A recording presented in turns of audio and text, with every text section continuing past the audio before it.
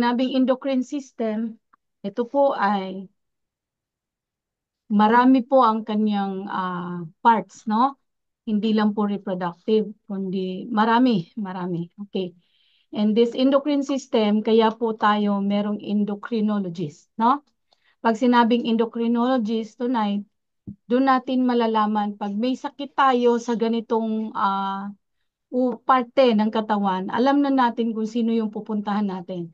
Because kung halimbawa, like for example, meron kang sakit sa heart at pupunta ka sa endocrinologist, hindi po nila ma-address yun. Why? Hindi po nila sakop yung part na yun. So, like mga doctors, we have different specializations, no? Like, yung specializations po na pinili ko is about family medicine and immunology. So, pag sinabing immune family, sakop po yung matanda, bata, at yung middle age. And more on immune system. Okay? More on immune system talaga. So, kailangan natin ng tamang tool, no? Sa isang uh, uri ng sakit. Okay, gaya ng sinabi ko, ang endocrine system po ay napakalawak.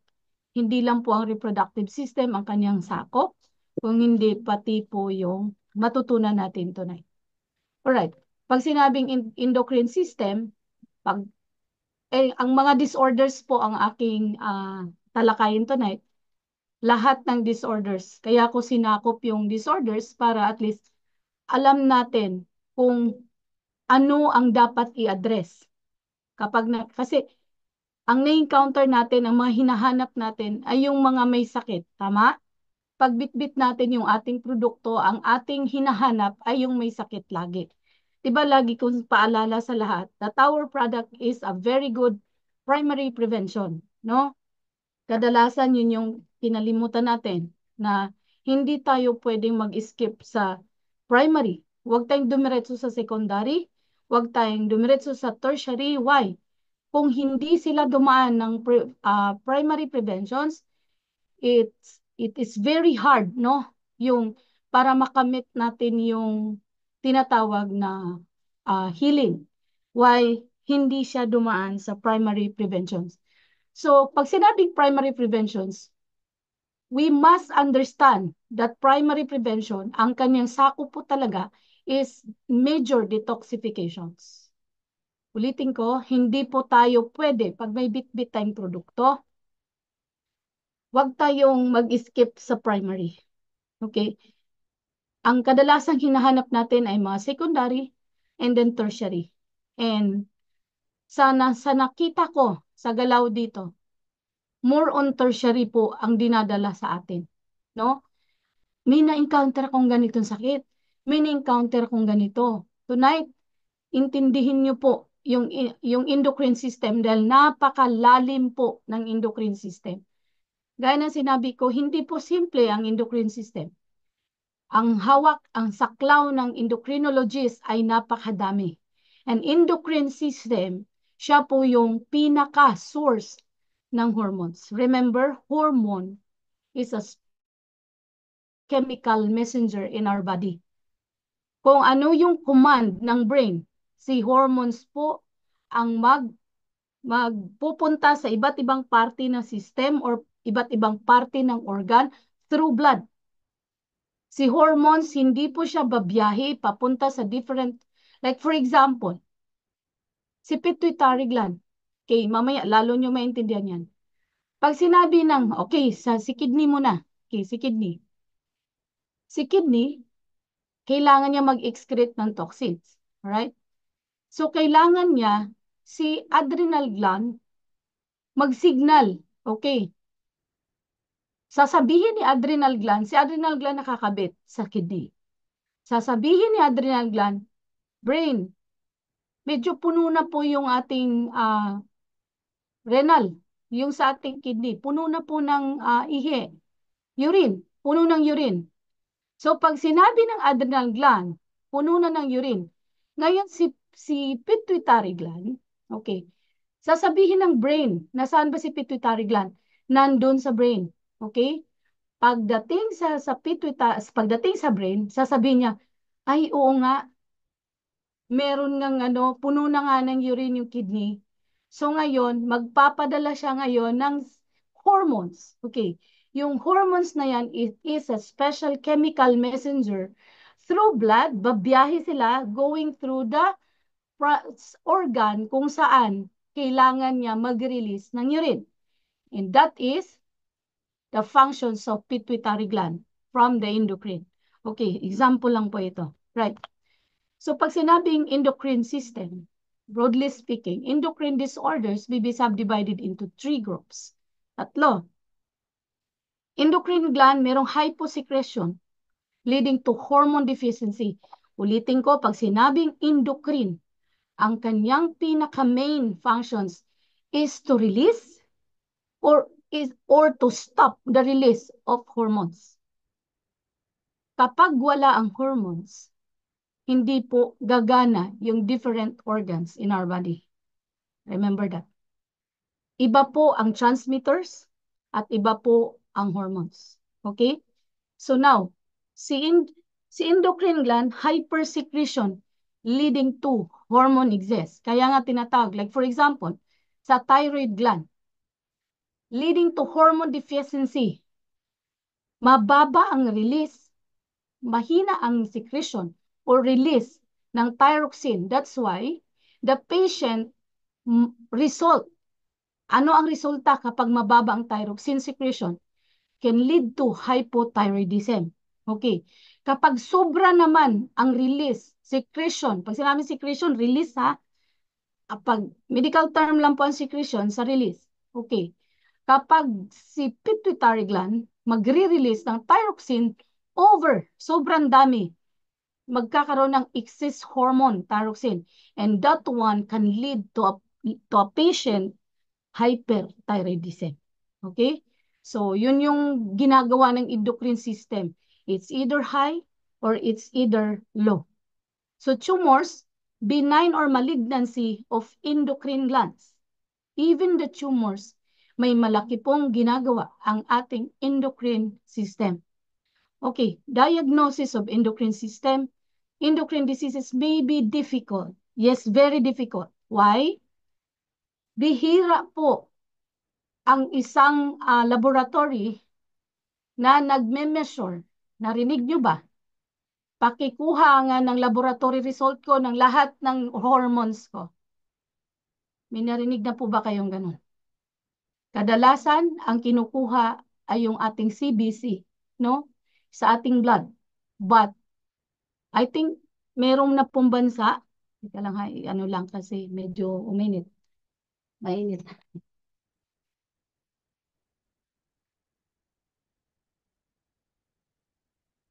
Meron na pong bansa na kumukuha sila ng tinatawag na specialized, no? Special examination or extraction of hormones, no? Isipin nyo kung gaano kadaming hormones, no? Magastos po ito. Why? Bawat hormone, mahal po ang bayan. Okay? So, it is very difficult. That's why, meron po tayong tinatawag na hormonal imbalance. Because of the endocrine system, hindi po maayos ang release dahil sa maraming factors, no? It is often not possible to directly assay hormone levels in the blood. It is really difficult. Hindi ganun kadali. Wala pang special na machine kung gaano kadali kuhanin. Anong measurement ng hormones mo. So, making indirect measurements necessary. Alright? So, ulitin ko, pag sinabing endocrine, napakahirap po nito. Why? Akala natin, sa dugo lang lahat ang problema. But, sobra pong laki ng functions or sobrang laki po ng nagagawa ng hormones sa pag-maintain ng health ng isang tao. Sobrang laki. Now, what are those? So, these are all the endocrine system. Ano ba yung part, no? Like the pituitary gland. Okay, ito yung pituitary gland. Sa brain po ito matatagpuan. Okay? Sa brain siya matatagpuan. Remember, the pituitary gland ay hindi sakop ng blood-brain barrier. Okay? Si pituitary gland ay hindi sakop ng blood-brain barrier. Why? Kung may blood-brain barrier yan, baka delay yung galaw ng ating katawan. Teka lang, hindi pa pwedeng mag-release ng hormones because hormones is a very fast chemical messenger para hindi tayo loading na katulad ng computer. Mahina ang internet kaya loading. Payag ba kayo na ganyan tayo? Ay, tika lang, wala pa yung signal. So, ganun katindi ang ginagawa ng hormone sa katawan natin. Kaya wag natin baliwalain ito. Dahil ito ay may malaking functions na ginagawa. Kaya sa tinawag na special chemical messenger, mas faster siya kaysa sa transmitters. Okay? Yung impulse ng neurotransmitters, it depends on the brain command. But the hormones ay napakabilis. Hindi pwede pong mabagal ang galaw niya. Why? Like for example, ihing-ihi ka na. Loaded na loaded niya. Sobra pang daming mga urea, sobrang daming salt, yung bit-bit ng urine mo na filter ng kidney mo at loading. Hindi po nag-release si brain, si pituitary gland ng certain hormones para umihi ka. At yan ang mangyayari ay matagal na siguro sumabog yung ating kidney. Nagkasabog-sabog. So, ito yung sinasabi ko, napakahirap po nito, sa totoo lang. Hindi po ganun kadali mag-measure dahil ang dami pong hormones na ating tatalakayin. Well, the pituitary gland, yan po meron po siyang anterior and the posterior. The anterior and posterior has different functions.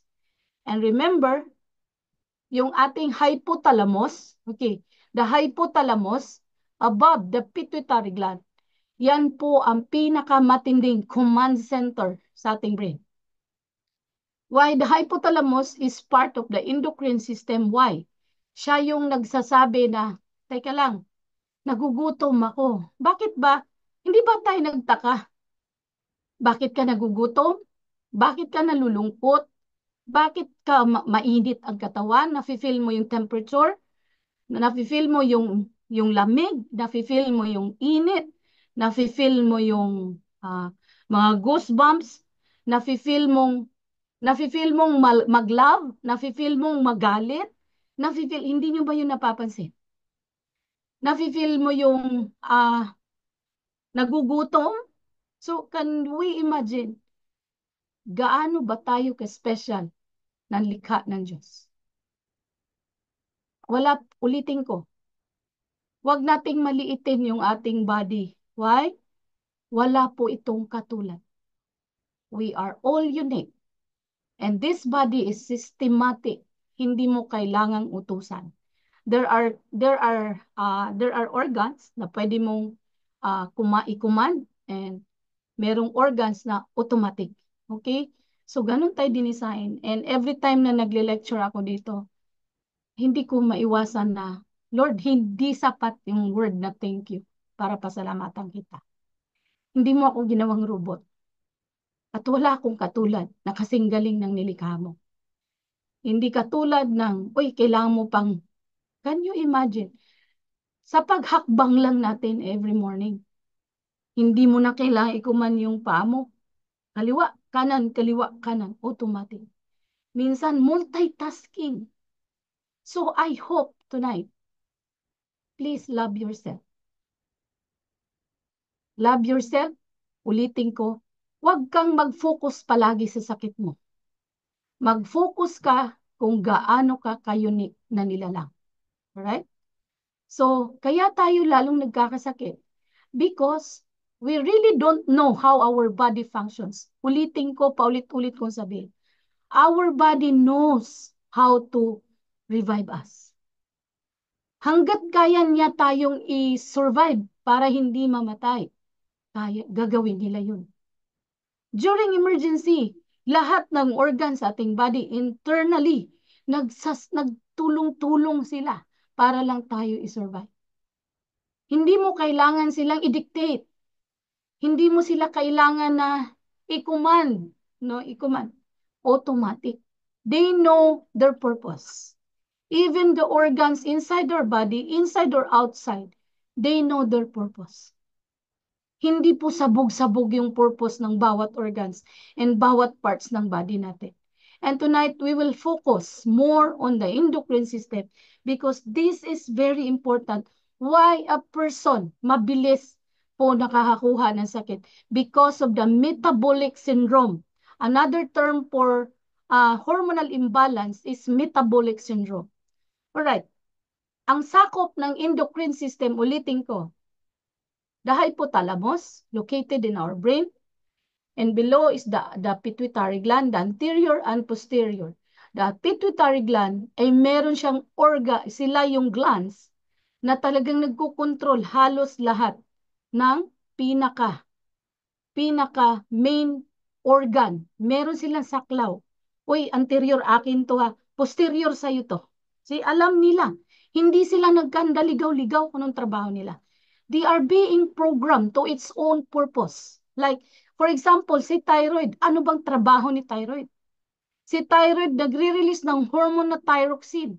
Si adrenal gland nagre-release ng stress hormone, the adrenaline, the cortisol. Why? Hindi yan ginawa ng Diyos, yung adrenaline, para ma-stress tayo. Remember, without the stress hormone, maybe we cannot withstand doon sa stress na sasalubong natin every day. We need to thank God doon sa adrenal gland natin. Why? Kung hindi dahil sa stress hormone na yan, baka nagkawindang-windang na tayo. Hindi po ginawa ng Diyos ang stress hormone para magkawindang-windang ang buhay natin, but magpasalamat tayo sa stress hormone. Why? Sa dami ng problema na dinanas natin, we can able to survive because of the stress hormone. That is the positive stress, and there are also negative stress. Doon tayo sa positive. And then pancreas. Pancreas ay saklaw ni endocrine system. Si pancreas ay nagre-regulate, nagsisecrete ng insulin. So, ang insulin, kapag hindi maayos yan, pwede kang magiging hypoglycemic and hyperglycemic. At si pancreas po ang responsible dyan. And also the ovary, the reproductive system sa babae. Okay? Yung ating ovary, okay? Yung ating uterus, siya po ang nagre-regulate ng progesterone and estrogen. Sa lalaki naman is the testosterone and the androgen. So these are all the parts of the endocrine system. Now, ang topic natin ngayon is about endocrine system disorders, no? Right. Sir, pa-admit daw po sila. May mga nag-message. Right. So these are all the parts, no? Na ito yung mga organs wherein without hormones, hindi po sila magfa-functions ng maayos. At ang tawag sa kanila lahat ay endocrine system. Iniintindihan nyo na po? Kapag may diabetes, kapag may reproductive issue, may kidney issues, thyroid issue, at lahat ng mga command sa katawan na kailangan natin, we need to go to the endocrinologist. Hindi tayo pwedeng pupunta sa nephrologist. Hindi tayo. Yes, pupunta tayo sa nephrologist kung may kidney issues. But we also go to the endocrinologist kasi control niya ang hormones. Okay? So, ito yung pinaka-importante ng ating endocrine system. Now, hypophysis. Ito yung tinatawag na the pituitary gland. It is located in our brain. No? And this part is the hypothalamus. Alright? Ayan, no? Hypothalamus. Ito yung sinasabi ko, bakit tayo nakakaramdam ng urge, no? Like sa sex drive, trabaho yan ng hypothalamus.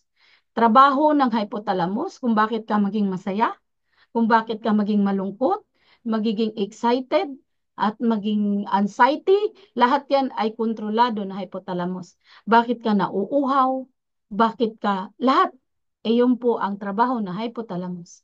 And below the hypothalamus, kaya doon sa school namin, tinanong ko po yung professor ko, paano naman yung sinasabi nila? Remember, our heart cannot feel. Alright? Remember, our heart is just a muscle. Our heart is, ang functions niya is to pump blood. But actually, it cannot feel. Di po siya nakaka-feel. Ang pinaka nag-regulate ng emotions is the hypothalamus. So, mali pala yung sinasabi na, I love you from the bottom of my heart. It's wrong. Because heart cannot feel. So, dapat baguhin na natin. I love you from the bottom of my hypothalamus. Because the hypothalamus is responsible of our emotions. Right? So, ito yung sa science, ha? Ito yung based on how our body and organs functions inside our system. Alright. Ito yung tinatawag na hypophysis. The hypothalamus, the anterior and posterior pituitary gland. So pag sinabing hypophysis, considered as the master gland, as the hormones secreted are very vital for the proper development and functionings of the body. So si hormones, si endocrine gland ang responsible kung bakit tayo tumatangkad, kung bakit tayo bansot, kung bakit tayo mataba, bakit tayo payat, si endocrine po ang may kagagawan yan. Alright? Kahit anong inom mo ng Chirifer, hindi ka rin talaga tatangkad kung may problema ka sa ating hormones. Okay? Kaya marami pong product na talagang nagsasabi na ito yung pampatangkad, ito yung pampapayat. But again, before mo i-grab yan, you need to check how the hormones functions inside your body. Right? So huwag tayong bastang grab ng grab na narinig mo lang. You need to know. Why? Kung palagi mong tinitake yan at hindi kailangan ng body mo yan, ng organs na yan, it might lead to toxicity. Lahat ng sobra na hindi kailangan ng body, it can lead to toxicity. At kung ano naman yung kulang, I hope you realize, no? We can realize na hindi pala basta-bastang gawing experiment yung katawan natin. Hindi pwede. Like for example, the hormones. The hormones has vital, very vital for the proper development of our functioning body. No? So hindi po pwedeng gawing experiment yung body natin. Ay, ito narinig ko sa TV. Ay, sabi ng kaibigan ko para daw to sa ganito. Pampapayat. Eh, hindi naman talaga. Nakakailang inom ka na. Maybe there are components na talagang nakakatulong, but again, the main issue here is how your organs functions. Sila po yung responsible yan. Mahilig kasi tayong humanap ng substitute. Right? Hindi mo alam na inside our body, meron na pong nakalagay dyan ang Lord para mag-function siya. But again, due to the lack of knowledge, ang ginagawa natin, experimental. Experiment. Then pagdating ng time, wala namang nangyari sa akin. 10 taon ko na to iniinom. Bakit ganito pa rin ako? Nagmukha na akong aswang. See? Because you don't know na meron talagang organs na nagfa-functions dyan na kailangan niya mag-release ng certain hormones para magkaroon ng proper development, proper repair, and restorations. Balik tayo doon sa kung sino yung naka-assign dyan. See? Hindi ho ganun kadali. Why? Ulitin ko, kapag hindi yan kailangan ng body mo, it can lead to toxicity. At alam na natin, pag sinabing toxicity, sino mahirapan? Of course, the blood. Because the blood is the major transport in our whole system of the body. Then, pag hindi mo naman alam kung anong kondisyon ng bawat organs ng katawan natin, bakit kaya ako naging ganito? We need to know yung certain organs. Bakit ganito ako? May problema akong ganito. So you need to check.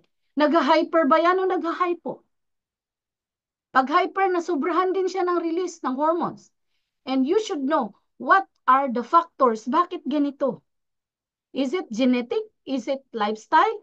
Is it kung ano-ano? The food and diet. Alright, so ulitin ko, hindi po pwedeng mag-experiment tayo sa ating body. Dahil delikado.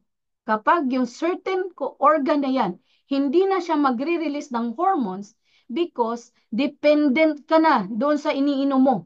And then later on, it will damage doon sa organs na nagfa-functions. Right? These order are classified under hyper and hypo of the hormones and the pituitary cancer leading to alteration of the structure of hormones. See, there are pituitary cancer also. Right? Nahihirapan yung pituitary gland mo. Magre-release ba ako dito? Hindi. Magre-release ba ako? Hindi. Alam ng brain natin, uy, may pumasok from outside source. So, ang mangyayari, instead na mag-release siya, hindi siya magre-release. Why? Hindi merong pumasok na galing sa outside source. Meron sana ako eh. Ito na yun eh. Trabaho ko yun eh. Bakit kumuha sila ng substitute? So what will happen? Yung functions nila na-alter can lead to pituitary cancer. Remember, our pituitary gland is the master gland of the hormones. Okay? So the major disorders of pituitary are acromegaly, diabetes, insipidus, hypopituitarism, pituitary tumor. Right? So, pag sinabing acromegaly, nakakita na po ba kayo ng ganitong uri ng tao? Sobrang pumapayat yung mga legs at nagiging ganito na po yung mga paa. Caused by excessive secretion of growth hormones. Alright? Ang ating growth hormone sa pituitary gland yan nanggagaling. Kaya ulitin ko, yung mga pinalabas, chiriper, pampatangkad. Hindi po totoo yan. Why? Nasa pituitary gland ang susi. Okay? Malabo po na si pituitary gland ay tatalunin pa doon sa mga iniinom natin. Characterized by excessive growth in the form of swelling of hands, legs, and soft tissues. Ingat. So these are what we call acromegaly, yung excessive secretions of growth hormones. Yung growth hormones ay napaka-importante po yan sa atin. At alam na alam ng pituitary gland kung hanggang kailan, anong edad, mag-i-stop sila. Like babae, lalaki, magkaiba po yung age, both men and women, kung kailan mag-i-stop yung pituitary gland mag-release ng growth hormone. Alright, sa growth lang ha. And also the pituitary gland responsible for GRH, yung tinatawag na growth hormone. Para saan yun? Growth ng hair, growth ng new skin, yung skin natin. Yung growth, lahat ng growth. Lahat ng pagtubo ng kuko, pagtubo ng ano pa bang tumutubo sa atin. Yan po, ang trabaho niyan is the pituitary gland. Yung ating mga kuko, okay, bakit humahaba? Yung ating buhok, bakit humahaba? That's why we need to check. Bakit ito na nagkaroon ng baldness? Okay? Maybe because the pituitary gland does not release the growth hormone. Kaya siya, kahit anong lagay mo ng pampatubo, lalagay mo pa, sinasabi, ay pahiran mo ng dinikdik na langaw. May narinig pa akong ganon. Sabi ko, stop it. You are just spreading bacteria sa inyong ulo. Hindi po totoo yun. You need to check the growth hormones na sinisikret ng ating pituitary gland. That's why, pag may nakikita ka ng tao na mga nasobrahan sa, yung iba naman, merong excessive hormones, growth hormones, grabe na po yung buhok nila. Kung napapansin nyo na parang nagugulat sila pati sa mga skin kung ano-ano ng mga tumutubo. That is because of the growth hormones, no? And also the tinatawag na meron po sa kababaihan, mas mataas ang aldosterone. That's why kung makikita nyo, may mga babae po na may bigote. Okay? Sobrang dami po lang balahibo. So it means, nagsisikret po ng aldosterone. So that is the, yan po yung truth about doon sa mga sinasabi, ay mukha yan siyang lalaki. Babae naman, ang dami pong tumutubo dito, parang meron pong bigote. So, dahil yan sa growth hormones, especially the reproductive hormones na aldosterone. Alright? So, gaya ng sinabi ko, pampatangkad, no? Wala pong tao na gustong magiging bansot, no? Gusto natin matangkad. But, ang nag-regulate yan is the growth hormone secreted by our pituitary gland. Na kay brain ang susi. So, anong gagawin natin para si pituitary gland ay magtatrabaho? Alright? So, symptoms, swelling of hands and feet. Marami pong iba. Ay, bakit nagsuswell yung hands and feet? Okay? Pag nagsuswell yung hands and feet, hindi po yan, ay, may kidney problem na yan. Actually, we need to consider the growth hormones. Okay? Facial features become coarse as bones grow. Meron pong ganyan. Yung parang lumalaki yung mga dito, yung dito parang nagmumukha silang ape, yan po ay acromegaly. Protruding jaw, yung dito, parang nagmumukha silang apes, no? Degenerative arthritis, even arthritis, ha? Ulitin ko, arthritis is fall under autoimmune disease. Alright? Autoimmune disease ang arthritis, hindi po yan simpleng sakit. Pag sinabing autoimmune, pag sa hospital, wala pong gamot yan. And this is also part of degenerative disease, okay? Yung arthritis. And also, we need to consider our pituitary gland secretions of growth hormone. Meron po siyang functions doon pagdating sa arthritis. Alright. Enlargement of organs. Yung mga lumalaking organs. Ang trabaho niyan is the pituitary gland because of the growth hormones. Diabetes. Ayan, si diabetes. Hindi po si diabetes na ay because of the food intake. Of course, type 2 is from the lifestyle. Tama? Si type 1 naman is nanggagaling po siya sa genetic. Okay. Pass on from generation to generation. And then, si type 2, diabetes insipidus, caused due to insufficient production of antidiuretic hormones. Si diabetes insipidus, insufficient production of antidiuretic hormone. Hindi nagre-release si pituitary gland papunta kay adrenal gland. Yan yung tinatawag na diuretic hormone, yung ADH. Okay? Characterized by excessive thirst and secretion of large amounts of severely diluted urine. Alright. Pag sinabing diabetes insipidus, palagi kang uhaw na uhaw. And excretion of large amount of severely diluted urine. Alright. So sa urine natin, titingnan din natin ha, may mga colors na titingnan natin, ay, ang ganda-ganda ng urine ko ngayon, dilaw na dilaw. Pag dilaw na dilaw, ibig sabihin, you are dehydrated. Okay, kulang ka sa water. Pag ang urine mo ay sobrang white, ibig sabihin na sobrahan ka din sa water. Because urine, ang normal color ng urine is light yellow. Okay, light yellow. Yan po ang normal urine. So, ibig sabihin, your kidney is functioning well. Ibig sabihin, yung diuretic hormone ay normal na nagpa-function sa ating katawan. So, symptoms ng diabetes insipidus. Pag sinabing diabetes, pupunta ka talaga niyan sa endocrinologist. Okay? Symptoms, extreme thirst, blood, dehydration, extreme urination, yung ihi ng ihi. Again, during night time, ang tamang pag-ihi ay upon waking up. Pero during night time, ihi ka ng ihi, tayo ka ng tayo, at ihi ka ng ihi. Something wrong. Okay? Something wrong doon sa kidney mo. Dahil ang tamang pag-ihi is upon waking up, 5:30 hanggang 6:30 in the morning. Yan yung tamang functions ng kidney. Ano ba ka naman ako pupunta na sa baba? Kulit na kulit mo, ha? Okay. Extreme urination. Minsan nagtatanong ako sa patient dito, Sir, how many times? And then i-consider din natin yung extreme urination. Hindi ibig sabihin na may kidney function problem ka. Also, we need to consider yung prostate gland.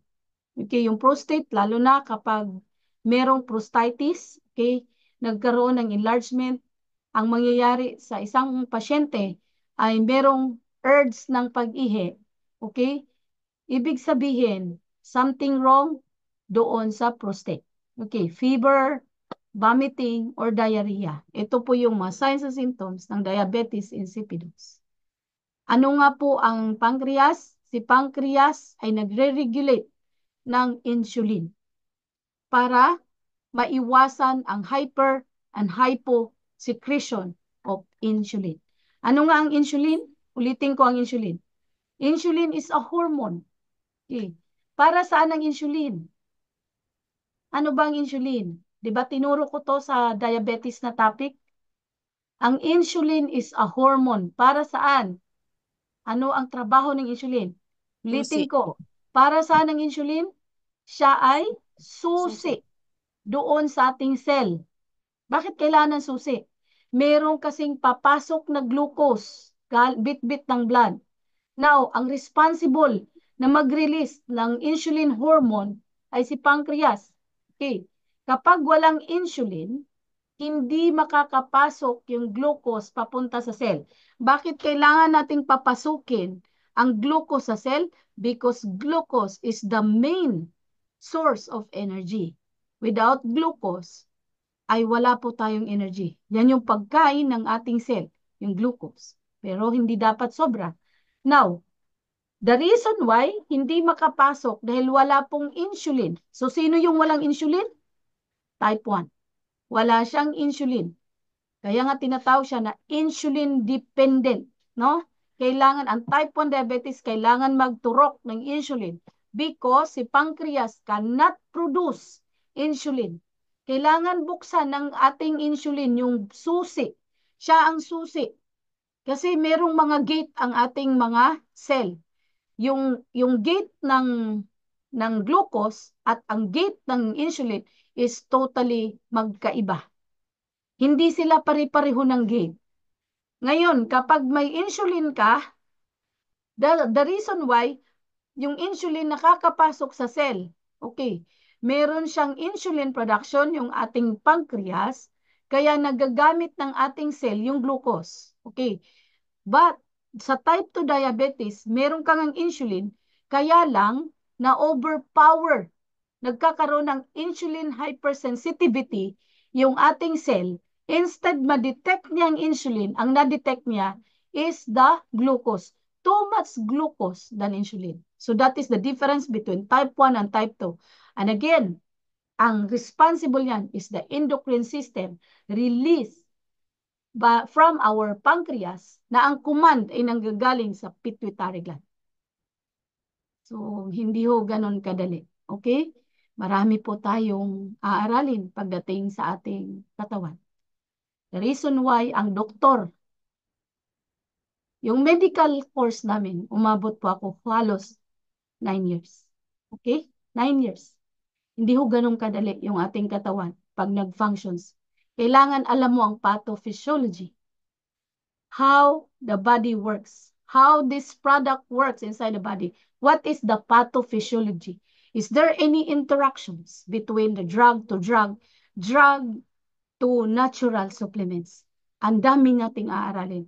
Again, our body is not for experiment. Our body is not intended to undergo experimentations. This body is need to take care because this is unique and this is the temple of the Holy Spirit. Okay? So, fever, vomiting, or diarrhea. So, ito yung diabetes. Kaya ko ipinaliwanag sa inyo, hindi ho ganun kadali.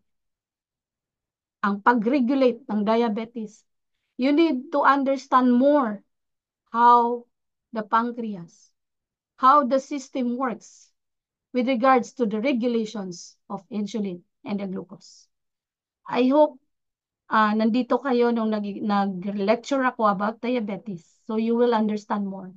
Gaya ng sinabi ko pa, ulit-ulit, kapag ang tao, ganito yung sakit mo, you need to study. Aralin mo yung sakit mo para hindi ka kayang takutin ng sinumang doktor. Hindi ka kayang takutin ng sinumang health practitioner. Ay, kasi ganyan sakit mo. Kaya ka nawiwindang. It's because you don't know about your sickness. Kaya kung ano-ano na lang gagawin mo, ay, ito. Natataranta ka na. Ay, sige nga. I-try mo lahat. Ginawa mong basurahan yung katawan mo. And then later on, you will end up desperate. Ano nangyari? Ba't hindi ako gumaling? It doesn't mean na ang dami mong iniinom ay gagaling ka kagad. No way. Because there is an interaction doon sa mga iniinom natin. And again, hindi ho ganun kadali. Dapat we should know the functions and the interactions between the drugs and the natural medicine. Drugs to drugs, drugs to natural medicine. How does it work inside our body? So, I hope na doon sa lecture natin palagi, matututo po tayo, wag po natin gawing experiment yung ating katawan. Instead na gumaling tayo, the best way is to always undergo detoxifications. Why? Kaya tayo nagkakasakit, ang daming toxins pumasok sa ating katawan. Kaya pati yung hormones nagkanda windang-windang. Why? Bakit nagkawindang-windang? Ang dugong nagbitbit ay napakalapot. Ang dami-dami niya. Mataas ang sugar, mataas ang salt, mataas ang protein, mataas ang calcium, mataas ang magnesium. Lahat mataas. Mataas pa yung kriya, mataas pa yung lahat mataas. And then, ang questions, how about the hormones? Makaka-functions pa ba ng maayos yung hormones sa blood natin? Because si blood po lahat ang nagbibitbit niyan, wala pong iba. Wala. Now, kung ganun ang kondisyon ng ating katawan, ano expect natin? Ginawa nating basurahan. Kawawa naman yung ating dugo. Like for example, yung tubig sa kanal dyan sa Manila, kung makikita nyo, gaano kadumi? Nakakadaloy ba ng maayos? So ano ini-expect natin doon sa ating katawan kung ganun kadumi ang dugo mo? Na instead na mag-travel siya ng 60 seconds bago 60 seconds in 100,000 kilometer na blood vessels. Paano niya magagawa yun? Kung ganun kadumi ang dugo mo. So kapag hindi niya magagawa yung functions niya, kailangan niya mag-travel sa 100,000 kilometer na blood vessels within 60 seconds. At yung dugo na 5.6, ulit-ulitin ko yan para maintindihan nyo. Yung 5.6 liters na dugo natin, it's a travel sa 100,000 kilometers na blood vessels within 60 seconds. Kapag hindi nagagawa yun ng ating blood, what will happen? There are so many different signs and symptoms na mag-manifest. Number one, numbness. Magnanam, nagnanam, nagnanam, nagnanam, nagnanam. Pag may numbness, ibig sabihin, hindi yan insufficient blood flow. Okay? Kapag may numbness, insufficient oxygenation, insufficient blood flow. Of course, pag walang sufficient blood flow, remember, carrier of the oxygen is our blood, the hemoglobin. Right? So, hindi ho ganun kadali pagdating sa sakit. Huwag tayong mag-experiment.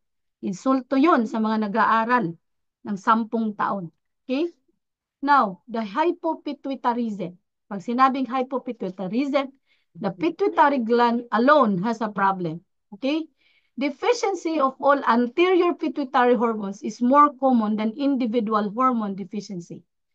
Pag sinabing luteinizing hormone, yung LH, and follicle stimulating hormone, FSH, ito yung tinatawag na hormones na nire-release ng ating ovary, ng ating uterus during cycle every month. Okay? Yung luteinizing hormones and the follicle stimulating hormones is yan po yung gagamitin para yung menstrual cycles natin every month is normal. Right? Women experience infrequent menstrual periods and infertility. Men lose facial and trunk hair. O ayan na. Yung pituitary gland, hypopituitarism.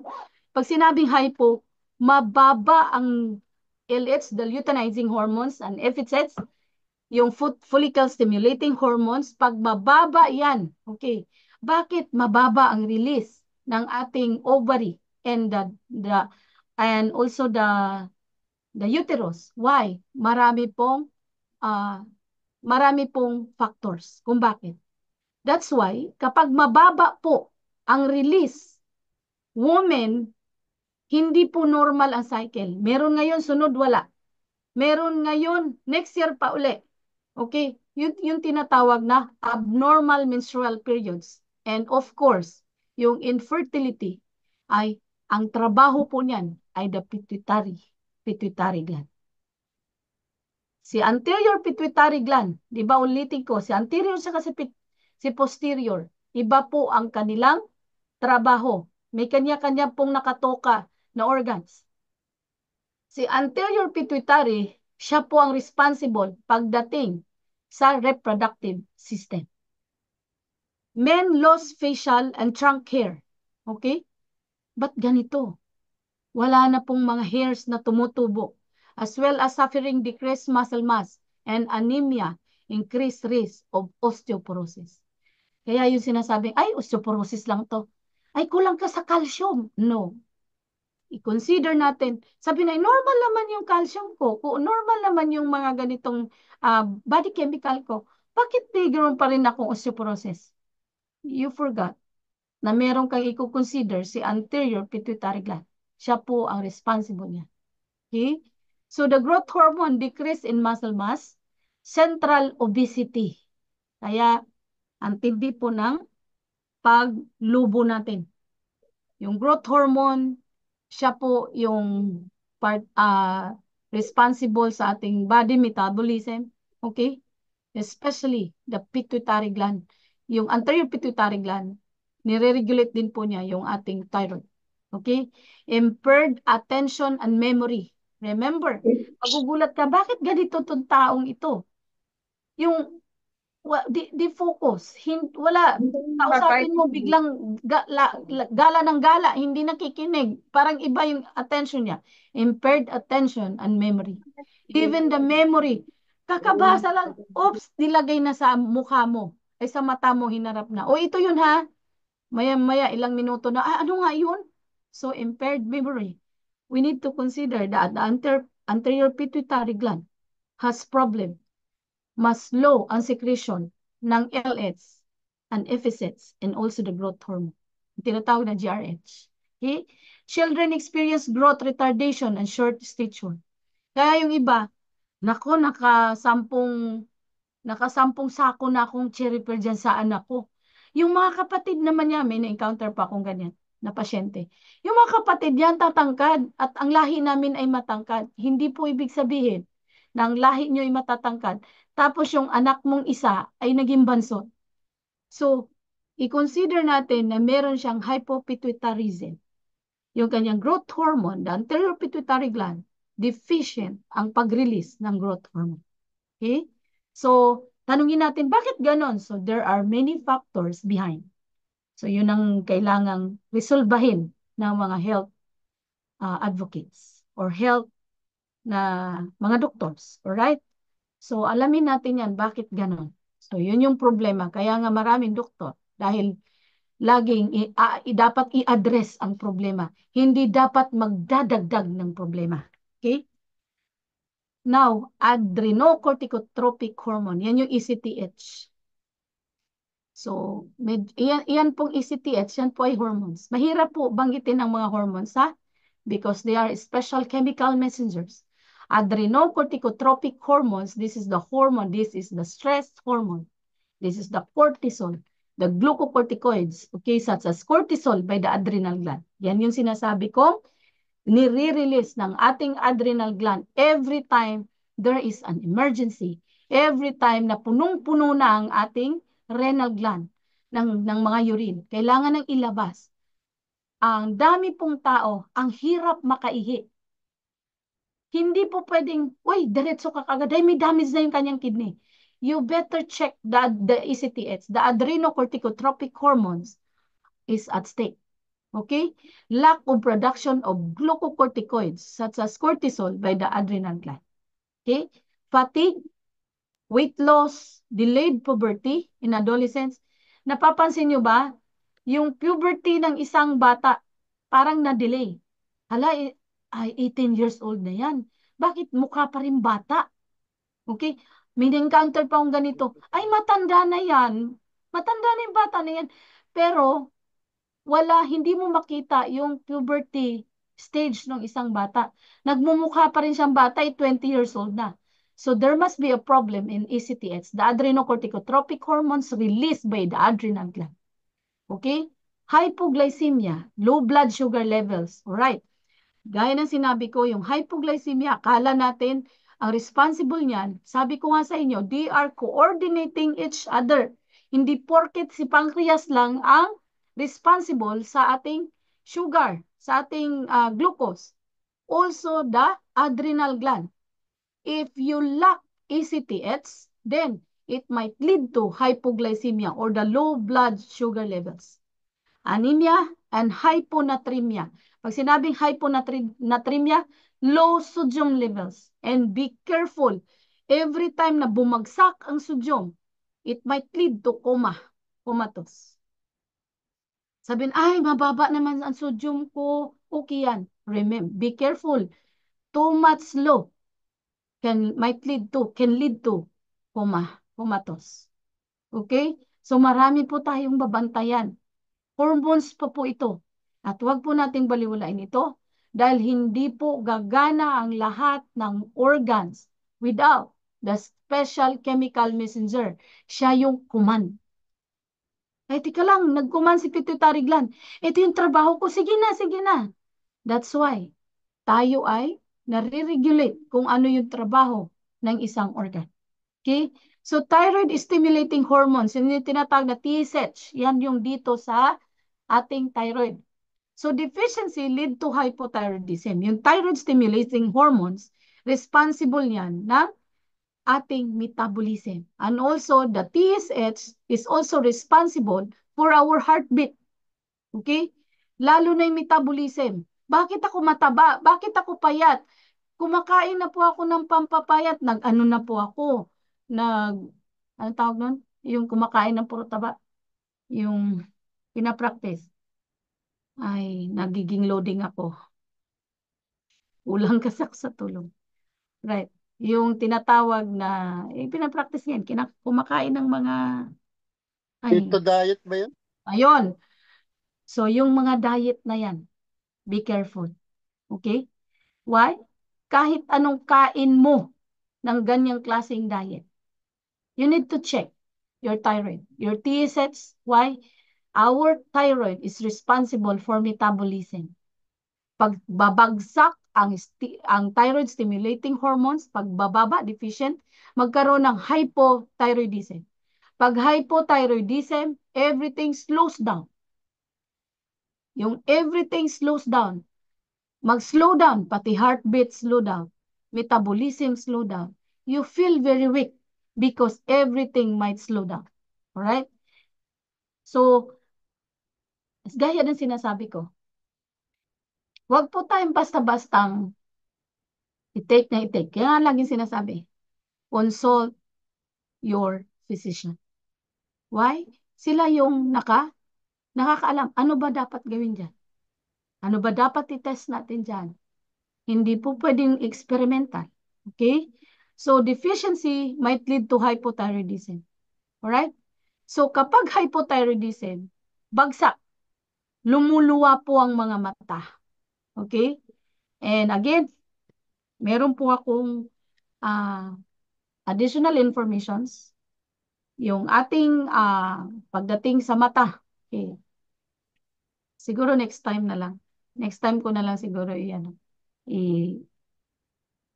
because there is a special functions in our eyes. And I want you to know how the eyes works amazingly. No? It is really not connected, especially the immune system sa ating body. Meron po siyang ginagawang even our own immune system, takot sila sa eyes natin. Okay, maybe next time. Hindi ko muna babanggitin ngayon. So, i-check natin lahat yung ating hormones, okay? Typical symptoms are tiredness, ito na, intolerance to cold, ayaw na ayaw nila yung malamig, no? Sa mga hypothyroidism, bakit pa ako ganito? Kunting ano lang, yung iba init na init, tapos siya nilalamig. So there might be a problem. You better check your TSH. Kapag T3, T4 mo, check mo yan para makita for the confirmation. Constipation. See? Constipation. Sabi mo, puro naman fiber kinain ko. Bakit constipated pa rin ako? So the thyroid stimulating hormone has a big functions, no, with regards to digestions. So marami po tayong binabantayan. They are coordinating each other, no? Alam nila, oops, tulong dito, oops, tulong, kulang to, kulang to. So we don't know. Okay? We don't know. Nakaprogram na yan doon. At huwag natin silang insultuhin. Why? They know. They know their functions. Ginawa sila ng Diyos, nilagay sila dyan to functions doon sa optimum. Hindi po sila yung kailangan mong utusan. But there are parts of the body na kailangan mong i-command. Okay? But there are also parts of the body automatic. Okay. Weight gain, hair loss, and also low blood pressure. Ulitin ko, hypothyroidism, low secretions of thyroid is TSH, everything slow down. Okay? When we talk about hyperthyroidism. Pag hyperthyroidism, everything speeds up. Okay? Sabi ko nga dun sa mga may hyperthyroidism. Alam nyo, pwede kayong kumain ng isang kalderong kanin. Why? Kahit anong kakainin nyo, hindi kayo tumataba. Why? Sobrang bilis ng metabolism. Everything speeds up. Pati metabolism. Bakit ba ganito? Kain ako ng kain, hindi ako tumataba. Huwag kang matuwa. You have problem doon sa inyong thyroid. Yung iba tuwang-tuwa, pag may problema, hindi pa na, kaya pa naman i-rescue. Pinaopera na. Okay, so sayang. May ginagawa po yan sa ating body. Okay, then, heartbeat mabilis palagi. Okay, and then muscles natin, pag mataas ang secretion ng thyroid TSH, yung ating muscles, nagkakaroon ng stiffness. Okay? Isa po yan sa pinaka cause kung bakit naninigas yung mga muscles natin. Bakit ba ganito? Marami po tayong i-consider. Whether ang taas ng calcium, ang mabagsak ang magnesium, mataas ang potassium, marami pong i-check. Why? Sila po yung responsible sa organs na yan or sa system na yan, especially the muscles.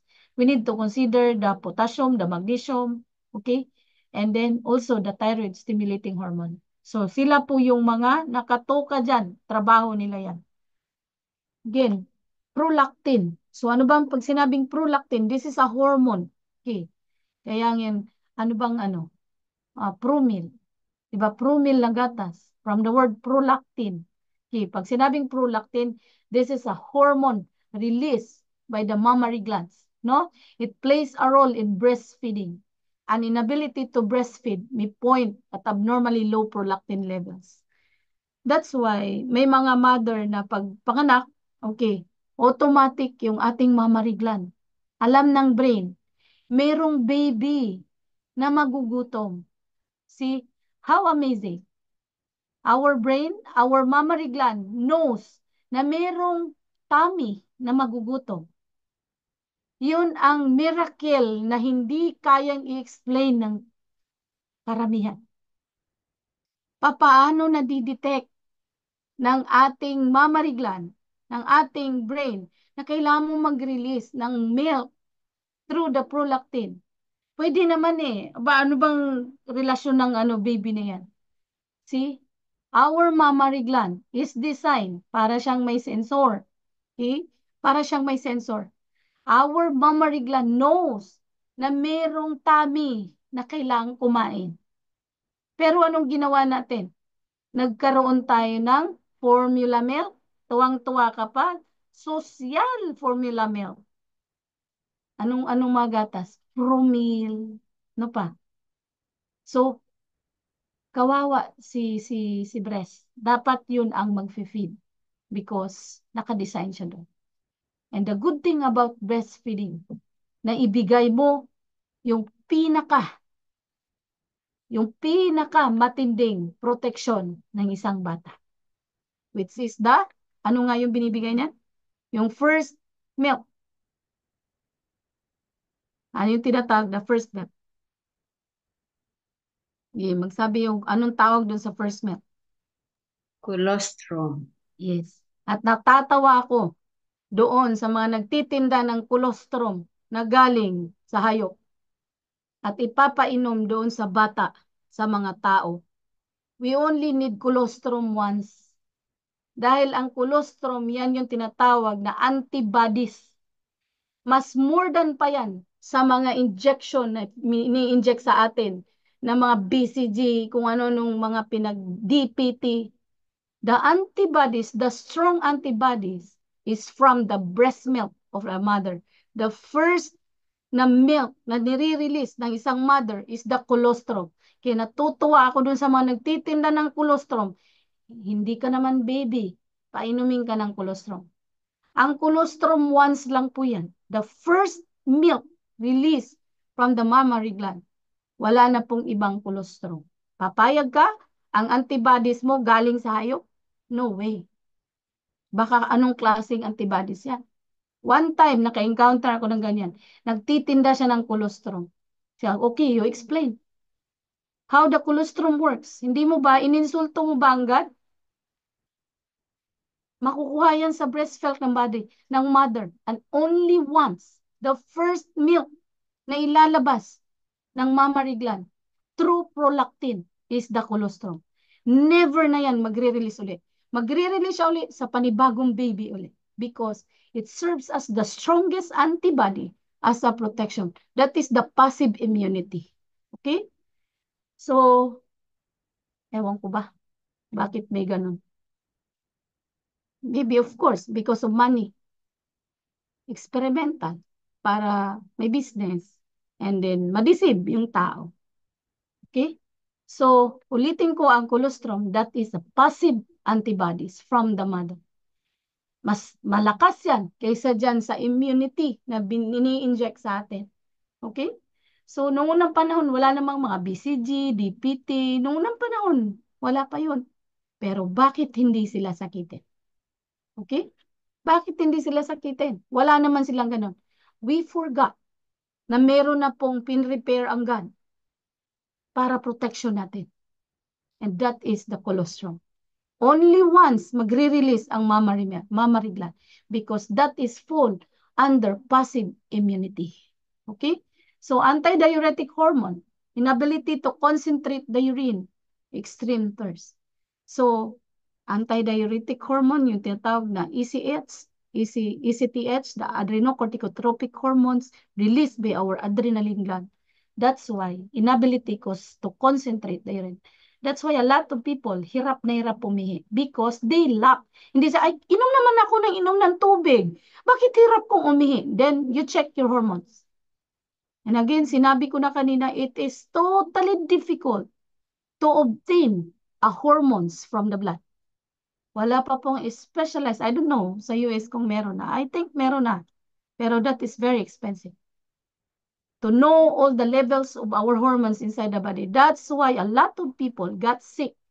Not only because from the diet, not only because it is genetic, we always forgot that the endocrine system has a big functions para mag-functions lahat. Siya talaga ang master. Okay? Now, the oxytocin. So, para saan ba ang oxytocin?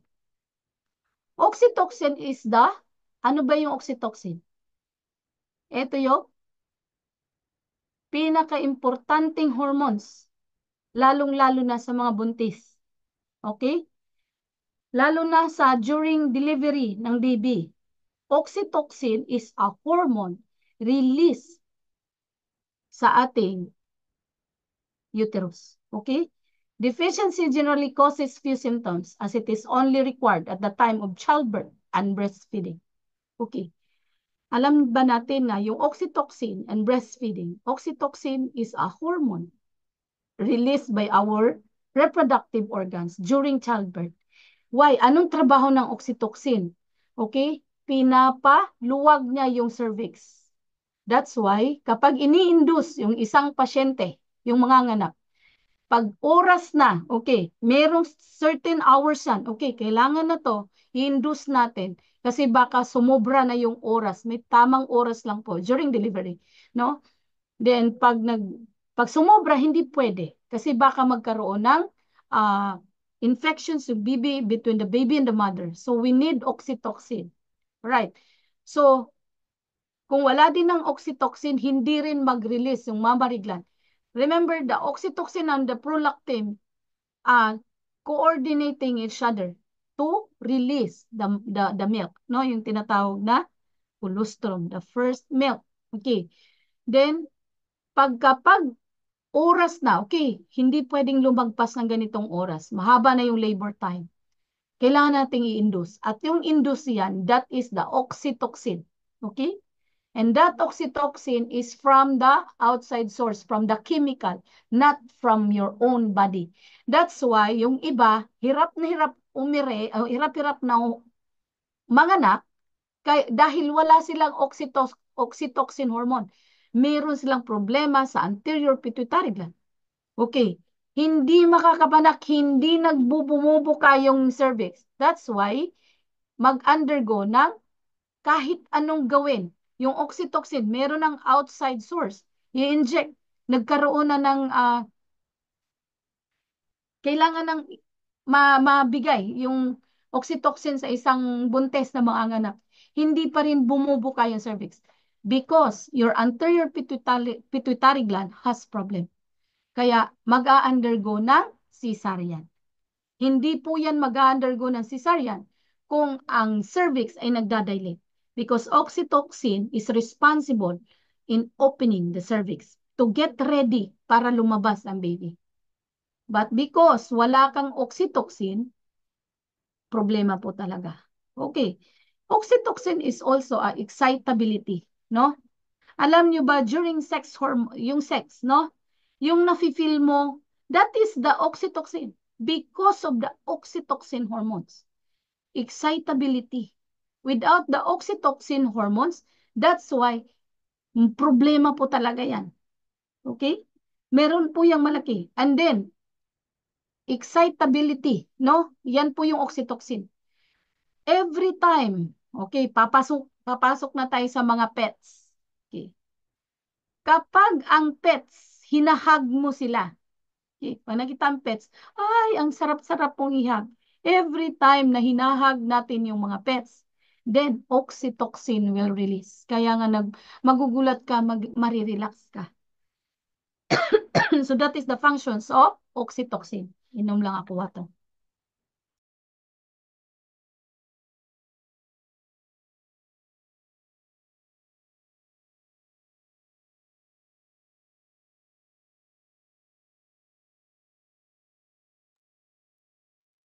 Alright, ano pa ba ang ginagawa ng oxytocin? Na may napapansin ba kayo sa mga kasamahan nyo? Sometimes, ang saya-saya na ng lahat. Ay, parang ginawa natin isang gabi. Nung Saturday night. Saya, saya, saya, saya. Every time nakikita ko yan, no? Because it's normal for a human to react normally in stress, in stressful moment, in happy moments, normal mag-react. Why? Dinisign tayong ganun. But there are few people, sobrang saya-saya na ng lahat. Pero sila parang, ha? Hindi makatawa, alam nyo, kahit hindi ka concentrate doon sa sitwasyon, you can still react. Why? Your hormones is automatic. Kaya nga tinawag siyang special chemical messenger. The reason why you cannot react, hindi mo pwedeng sabihin na, problemado kasi ako wala talaga ako. Kahit gaano ka ka-problemado, dinisign ng Lord yan. Why? God wants us to be happy despite of the circumstances we are facing. And that is the rule of oxytocin. Kaya iba, saya-saya na to siya, umiiyak doon na habang nakatingin. So, there might be problem in the anterior pituitary gland, cannot able to release an oxytocin hormones. Okay? So, kung gusto nyong maayos, happy ka, kung may pets ka, pero not all the time ha, especially blood type O. Because blood type O is favorite sa mga parasite, favorite sa mga mosquito. Yan yung pagkain ng mga parasite and mosquito, yung blood type O. Delikado kayo. Pag blood type O kayo, medyo ano ng konti. Hanap nang kayo ng gawin mong pet. Masawa mo, yung anak mo, gawin mong pet. At least wala namang parasite siguro yun. Safe sila hihag. Pero pag mga blood type O ka, huwag niyong kalimutan. Pag ang dugo niyo ang pagkain ng parasite, ang dugo niyo ang pagkain ng mga mosquitoes. Okay? So, you should know about that. Dahil marami pong paraan paano po ma-stimulate ang oxytocin. Pwede kasi ma-stimulate through in the environment, yung ating oxytocins. There are a lot. Marami pong ah, mga paraan paano natin siya ma-activate. Okay, so this is what we call the pituitary tumors. Ito yung sinasabi ko. Kapag palagi nating sinasubstitute yung trabaho ng isang organs, substitute, substitute, substitute. Okay, like for example, glutathione is a hormone released by our liver. Okay, ang ginagawa natin, gusto natin pumuti, because liver is also part of the endocrine system. Gustong pumuti, gustong makitang parang marami yan parang marami pong nababaliw sa para pumuti. Yesterday, nagkausap kami ni Ma'am Ella. Natutuwa ako dahil hindi lang pala ako mag-isa. Na lumalabas ako sa halansangan na hindi nagpapayo. I'm not afraid of the sun kahit magkanda sunog-sunog ako. Why? I know the benefits na makukuha ko from the sun. Haring araw. Si Haring Araw ay merong malaking ginagawa sa ating lahat. Not only to humans, but everything in this universe. It is too powerful, no? At kinatatakutan yan sa mga takot, mangitim. Be careful. Later on, you will develop liver tumor. Okay? So, the liver is responsible to release a glutathione hormone. So, what is the functions of glutathione hormones in the liver? Glutathione is the #1 hormone for detoxification. So ano ba ibig sabihin ng detoxification? Detoxification is the cleansing of the blood through the liver and the kidney. So the liver itself knows the functions. The liver itself knows its functions. Okay?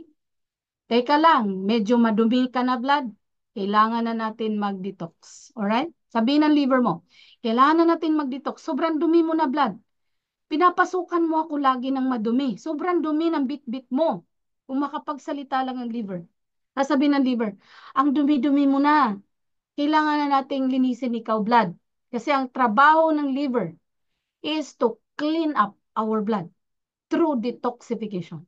Hindi magagawa ng liver ang paglinis ng dugo without the glutathione. But again, yes, we know that glutathione is a hormone responsible for detoxifications.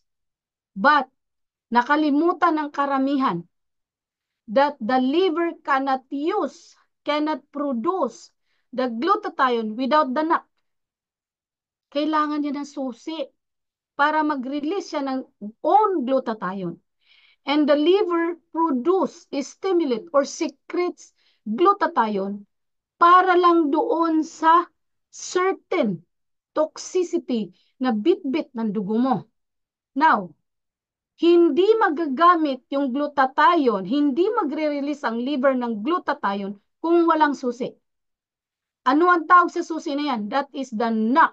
The N-acetylcysteine is the susi para ang liver makagawa ng glutathione. So, anong ginagawa natin? Nag-i-inject tayo ng glutathione. Para saan? Para pampabeauty daw. Para daw, yes, we know that glutathione is the key role. Ang key role ng glutathione is for detoxification. But remember, your liver know its functions. Okay? Know its functions, no?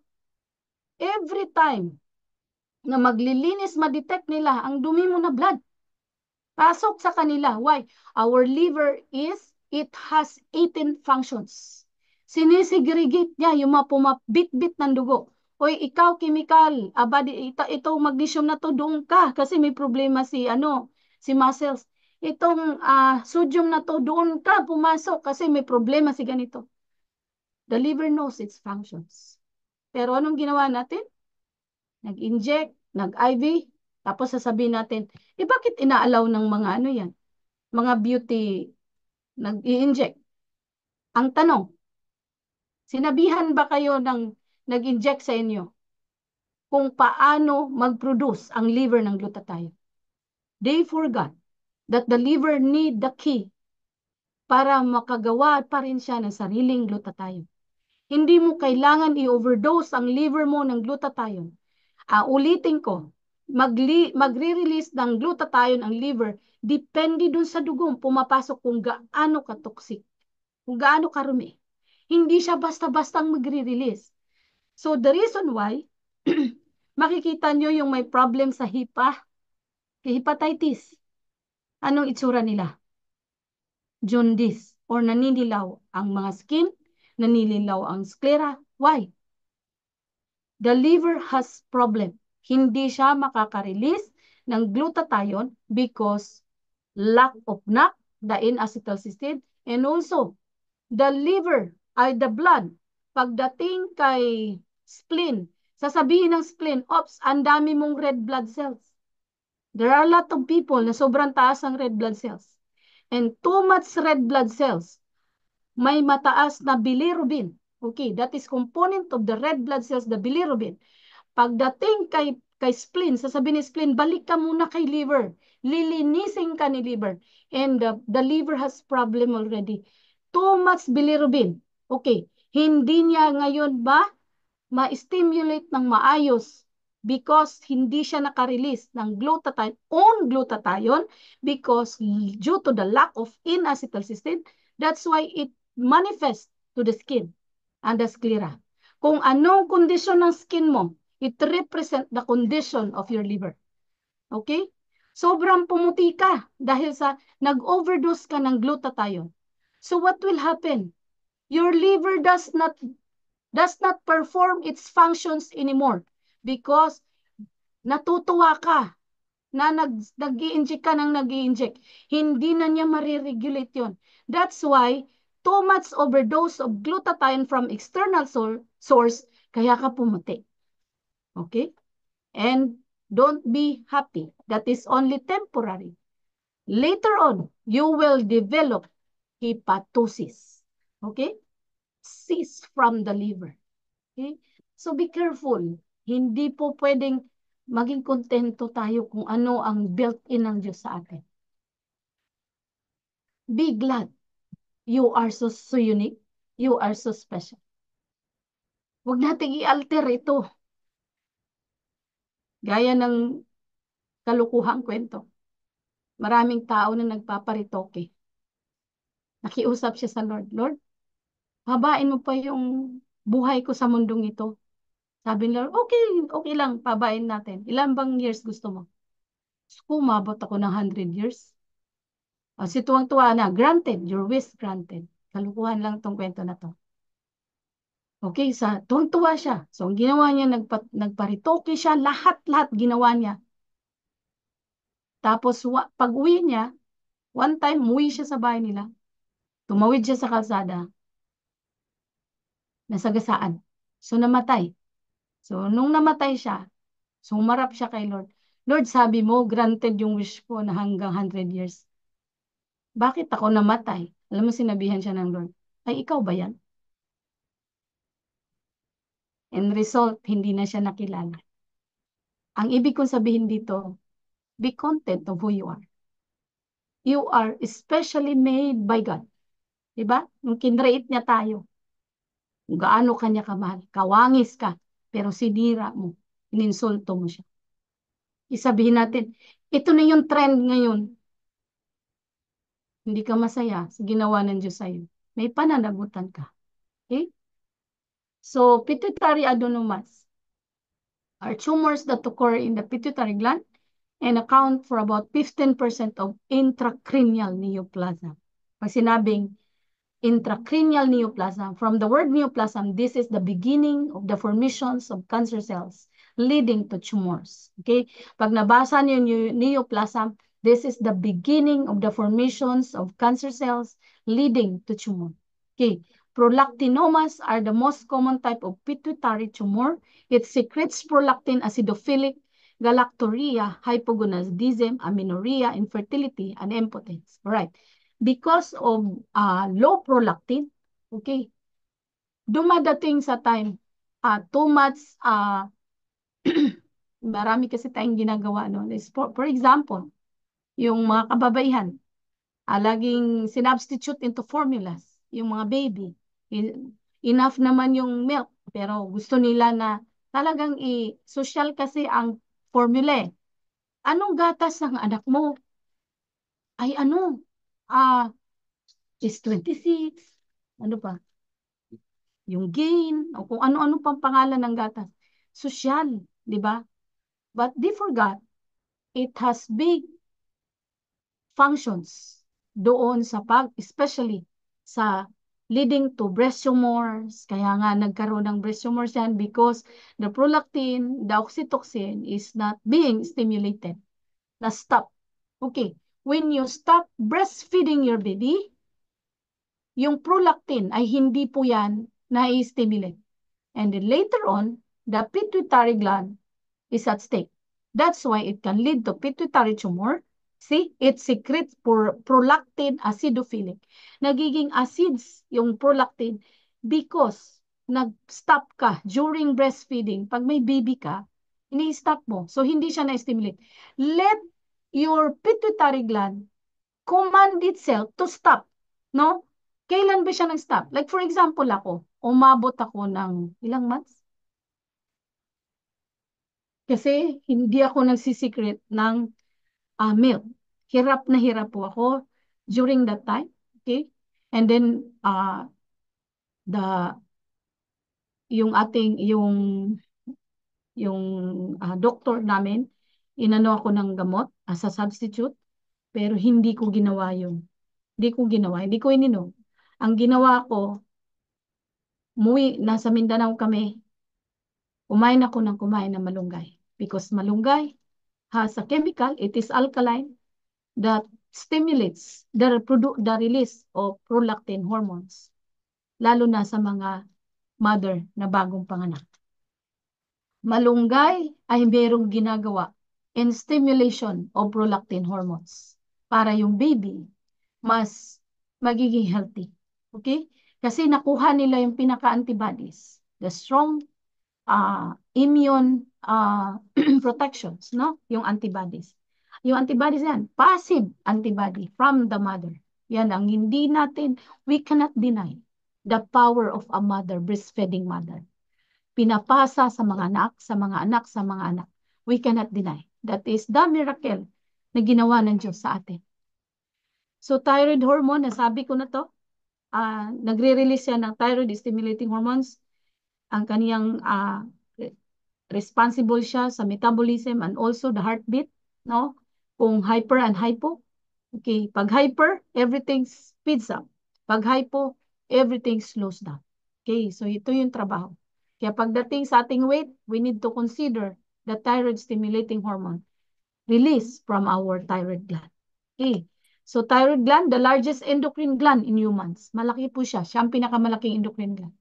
It secretes 3 hormones which regulate metabolism. Yan yung sinasabi ko, metabolism, para sa ating weight. Okay? And play a major in mental and physical development. Okay? The major disorder of thyroid gland are hypothyroidism, cretinism, myxedema, and Hashimoto's disease. Okay? Yung mga sakit na to, it's because of hypothyroidism. Hyperthyroidism, Graves' disease, then goiter, and thyroid cancer. Okay? So now, pag sinabing cretinism, ito po yung release ng hypothyroidism.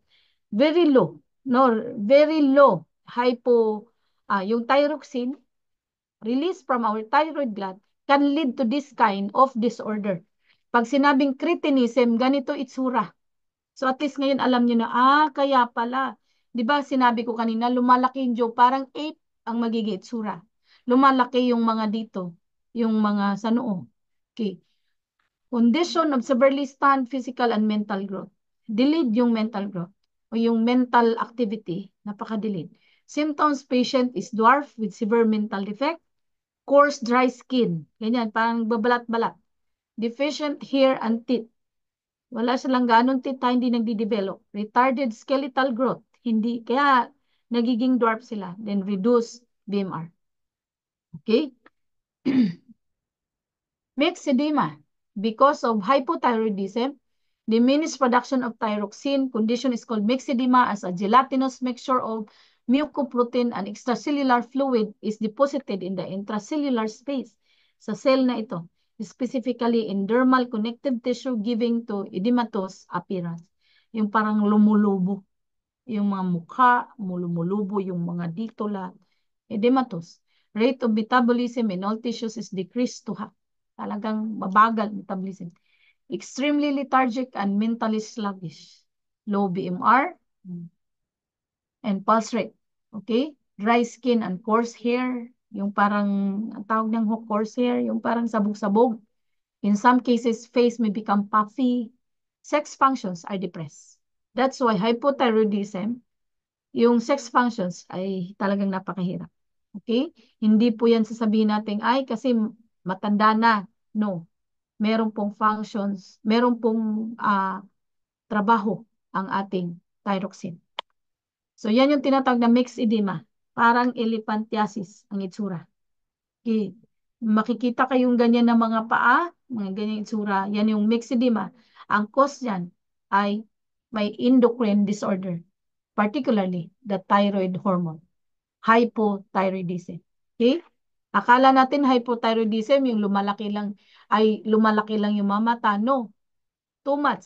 Ito po yung magiging kondisyon. Pag pinabayan. Hashimoto's thyroidism. Ito yung Hashimoto's disease.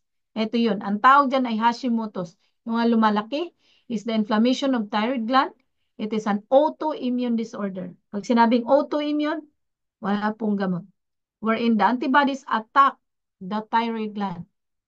Its own antibodies at yung antibody mo, inaatake niya yung sarili niyang immune system. Yung immune system mo, pati yung antibodies, ina-attack niya. Hindi niya kilala. That's why ang hirap po ng autoimmune disorder. Symptoms, goiter, fatigue, muscle weakness, and weight gain. So yan po ang dahil sa hypothyroidism. Sasabihin natin, di ba ang hypo, doon yon hindi lumalaki, hyper lang ang lumalaki. This is the extreme. Hypothyroidism can lead to Hashimoto's disease. Okay?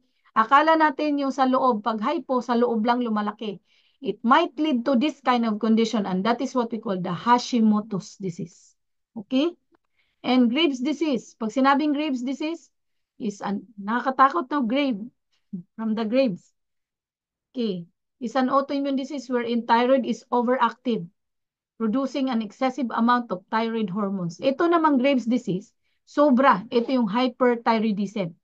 This is caused by antibodies to TSH receptor that activate TSH hormones, thereby stimulating thyroid hormone synthesis and secretion, and thyroid growth.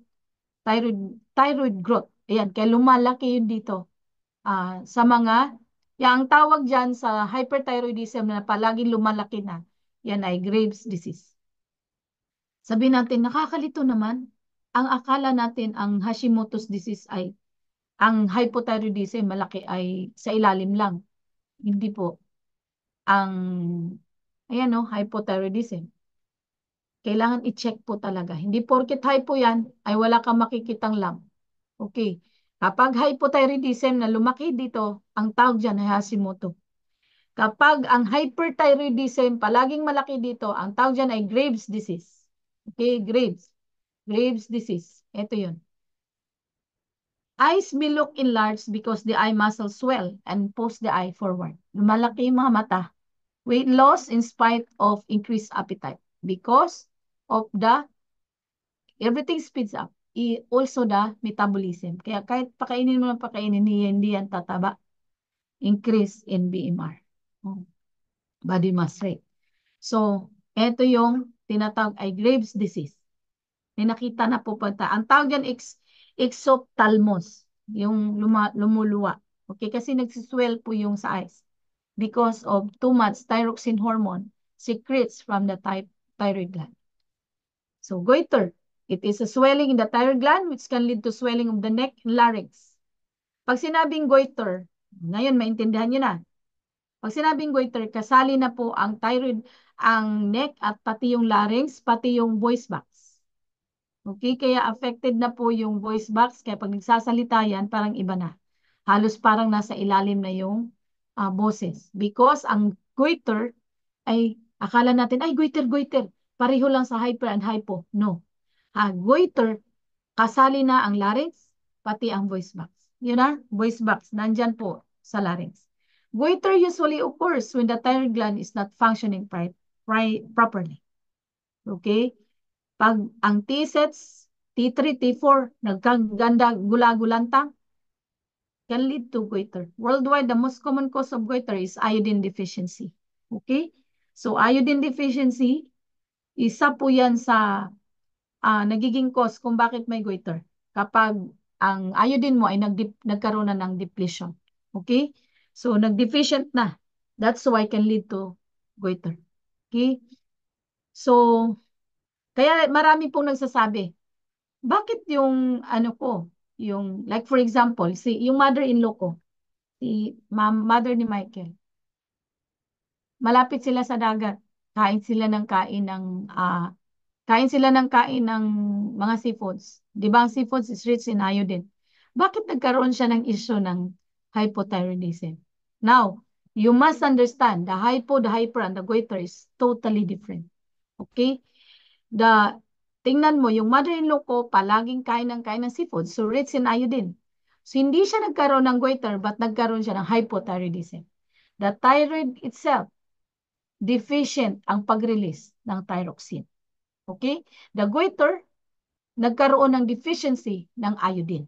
So, iba po yun. The goiter, the hypothyroidism, and the hyperthyroidism is totally different. So, wag nyo nang sabihin na kain ka lang ng kain ng seafood. O, kung kain ka ng kain ng seafood, so, pwedeng maiwasan mo ang goiter. But the hypo and the hyper, depende po yan sa pituitary gland. Okay? So, yan po yung sinasabi ko. The normal thyroid, okay? And the goiter. They are classified in different ways. A diffuse goiter is a goiter that has spread through all the thyroid. Okay, so, ang toxic ay yung Graves' disease. Okay, pag sinabing toxic, ay toxic daw. So, the goiter with hyperthyroidism, yung may hyperthyroidism, usually, sila yung tinatawag na toxic. Okay? Ang tawag dyan, because of the Graves' disease. Okay? Because of the inflammation. Okay? Kaya thyroiditis, Graves' disease, caused by the inflammation. Okay? So, non-toxic associated with normal low thyroid levels refers to all other types. So, yan yung difference. The adrenal gland, ito yung sinasabi kong nagre-release ng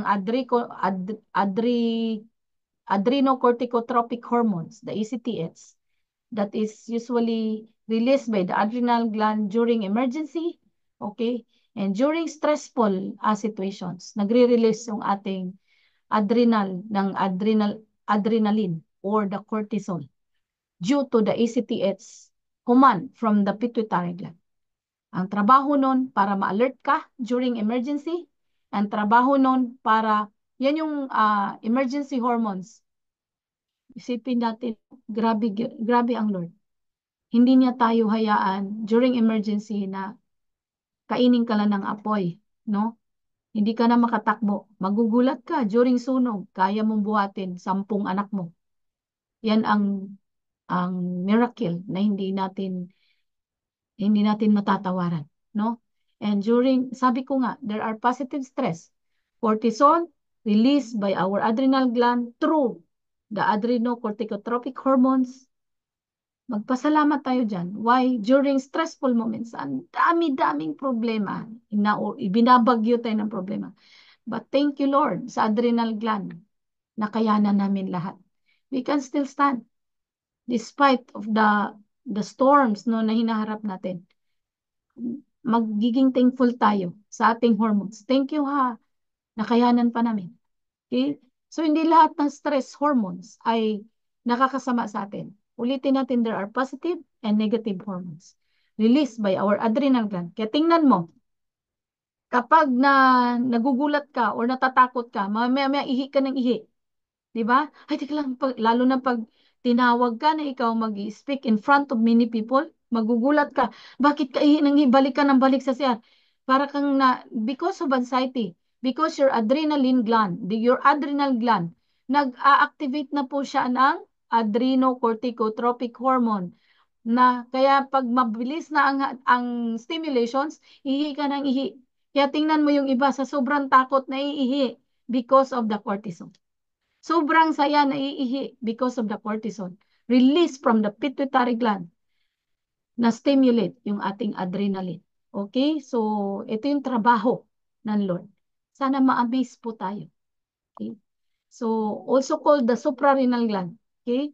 Consists of outer cortex and inner medulla. Hormone secreted are cortex, yan, androgen, aldosterone, corticosterone. Yan yung sa mga, lalo na sa lalaki, aldosterone and the androgen. Hormones po yan, ang kalalakihan. So, i-consider natin yan, mga boys, hindi lang po ang testosterone ang nire-release nyo para maging fertile, okay?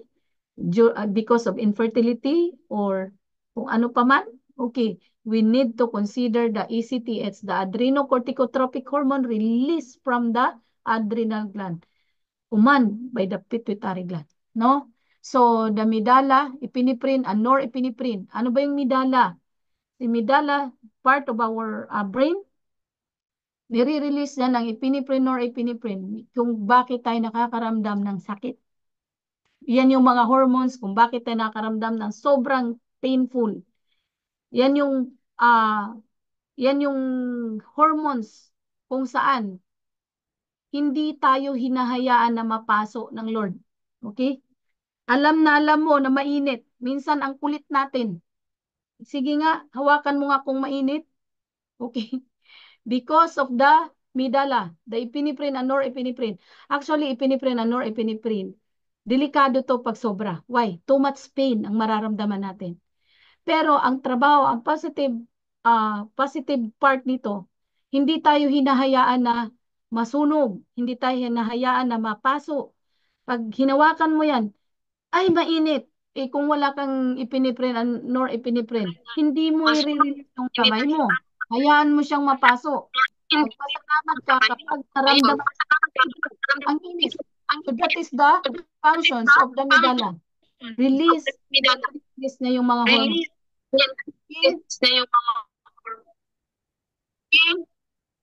So, medyo nag-i-echo na po ako. Right? So, kayo? Pagod na? Information overload na? Malapit na tayo matapos. At least, kahit papaano, may bigay ko sa inyo kung gaano katindi yung gift na binigay sa atin ng Diyos. This is how the endocrine gland functions inside our body. Sila yung special chemicals. Protection natin. No? Protection.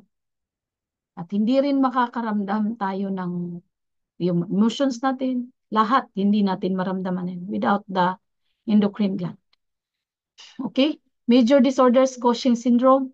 Narinig nyo to? Cushing syndromes, Addison's disease, primary aldosteronism, hypersecretion of catecholamine.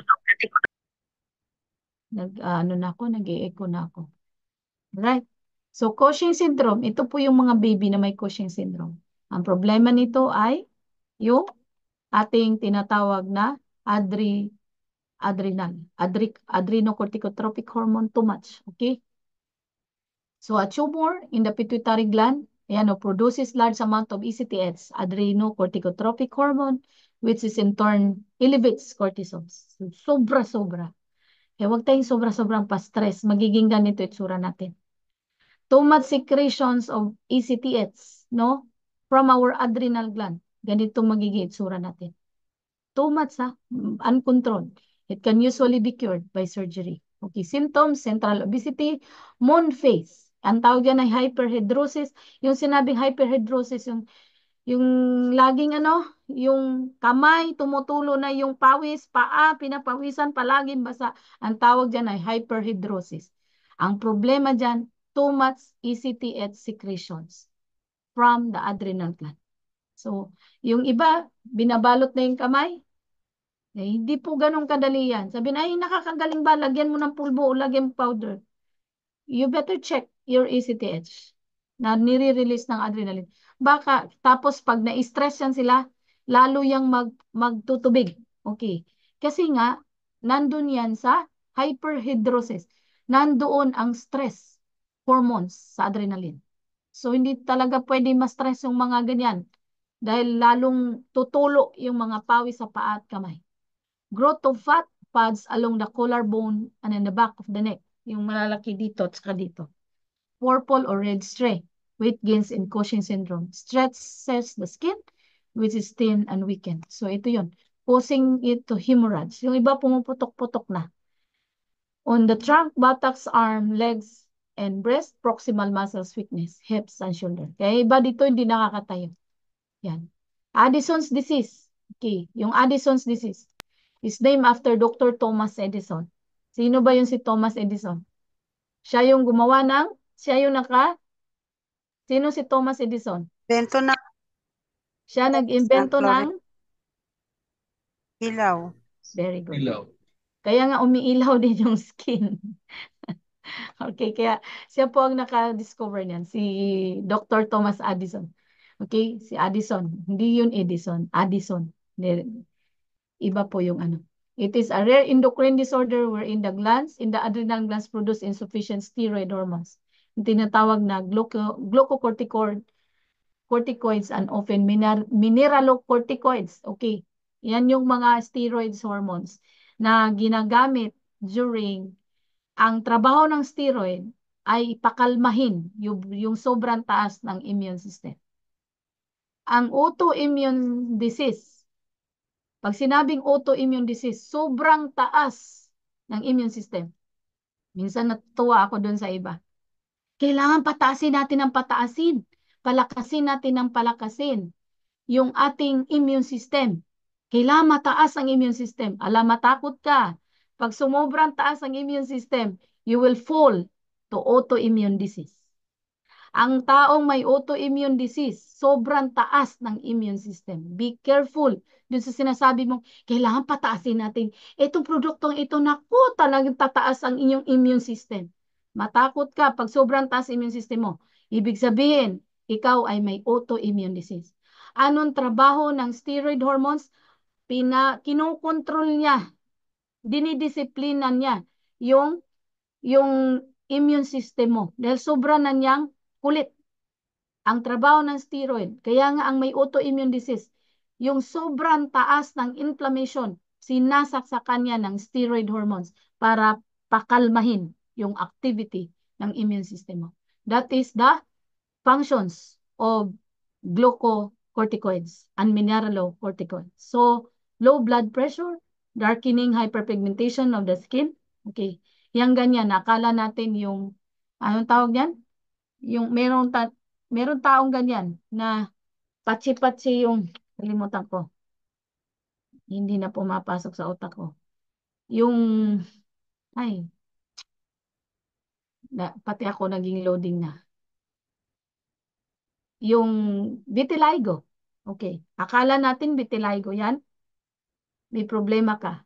You must check your steroid hormones. Baka sobrang taas. Yung immune system mo, baka sobrang taas yan. Uncontrolled immune system can lead to Addison's disease. That's why, sometimes yung iba nagkaroon ng vitiligo. Okay? So, ang ginagawa nila, nag-i-inject ng hormone para daw, ng glutathione para daw pumantay. That's impossible. Muscle weakness, fever, weight loss, diarrhea, headache, and sweating. Okay, maraming tao, especially during nighttime, sweating and sweating. Pag too much sweating during nighttime, kahit malamig, may mga taong ganyan. You better check your steroid hormones, the glucocorticoids released from the adrenal gland. So, ang daming trabaho primary aldosteronism. So, ito na yon. So, hindi ko na banggitin to. Ito yung trabaho ng adrenal gland.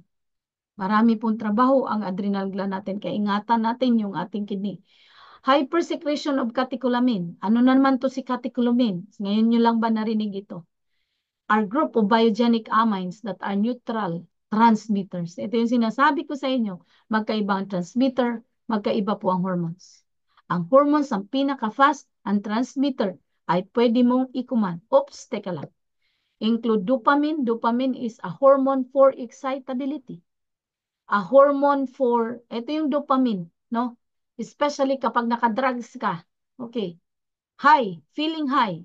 Kapag nakadrugs ang isang tao, nakamariwana, ang taas ng dopamine hormone. That's why tawa ng tawa yan. Nakakabaliw po yan. Norepinephrine and epinephrine. That is adrenaline that can lead to pain, no? Pain receptors will be stimulated. So, imbalance of catecholamine can result to autonomic dysfunctions. Pag sinabing autonomic, meron kasing autonomic nervous system and the parasympathetic and sympathetic nervous system. Pag sinabing autonomic, automatic mag-functions. Like yung ating mata, blink. Pwede siyang autonomic. Ano? Parasympathetic and sympathetic. Pag sinabing parasympathetic, i-command mo siya. Ano ba yung mga parasympathetic na organs? The blinking, yung dila natin, pwede siyang i-command. Alam nyo ba na ang ating tongue is the strongest muscles in our body? The strongest muscles in our body is our tongue. And that will fall under parasympathetic nervous system. Pwede mo siyang i-command. O, labas dila. Pasok. Pasok. So, that is full under parasympathetic nervous system. Kailangan mo pang i-command. But, the rest ay sympathetic. Ibig sabihin, automatic. Hindi mo kailangan i-command. Right? Like yung breathing natin, pwede natin i-command. Diba? Stop breathing. Okay. Okay, breathe again. So, that will fall under parasympathetic nervous system. Pag sinabing para, diba? Para may command. So, pwede siyang mag-stop. Pero ano pa ba yung mga sympathetic nervous system? Yung automatic, kinokontrol ng ating hormones. Hindi mo pwedeng i-stop, automatic po yan na nagpa-functions. Okay. Pheochromocytoma. Ito yun is a neuroendocrine tumor of the medulla of the adrenal glands. May tumor po yan. Ang tawag dyan, ayan. Okay, mahirap yan. Pheochromocytoma. Yung medulla mismo, nandoon ang tumor. It secretes excessive amounts of catecholamine, usually adrenal. Epinephrine in the adrenal gland and not extra-adrenal up to 25%.